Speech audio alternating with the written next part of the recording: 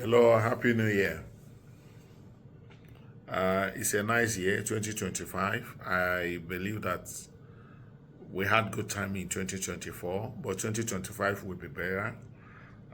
Today, I want to talk about very important thing, and that thing is goals, New Year resolutions, objective. People have New Year resolutions. I know you had some. I had. I have some things I say, okay, this year I must achieve this, I must do this, I must do this. But it's not enough to say those. Some of us even go to church and we pray it in prayer.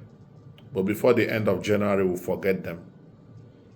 Now, in leadership, we'll be looking at how do you make sure that you evaluate yourself. You'll be able to do the things that you have decided to do.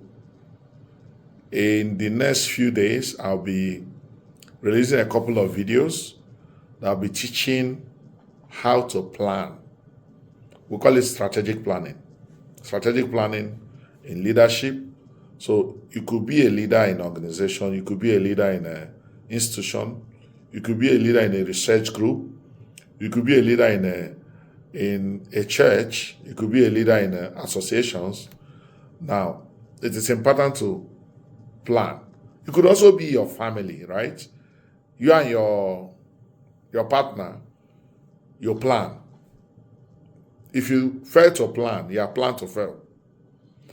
Now, planning in the head is good, but I call that meditation. You need to write it down. You need to follow your plan. And it's not enough to say, I will achieve this. What are the things activities you have mapped out that will help you to achieve it? In our planning, we have long-term goals, we have short-term goals, and you have events, activities, efforts you need to put in. And you also need to evaluate whatever you are planning. So, there are habits you might want to cut off this year. So, what are you doing? What are the things you put in place to make sure that this will not happen? Sometimes it's not just, I have decided. You might decide, but actually you won't do it. There are some of the habits that need you to cut off with some people. You have to cut off with those people. There are some habits you need to have some time with God, meditate, pray.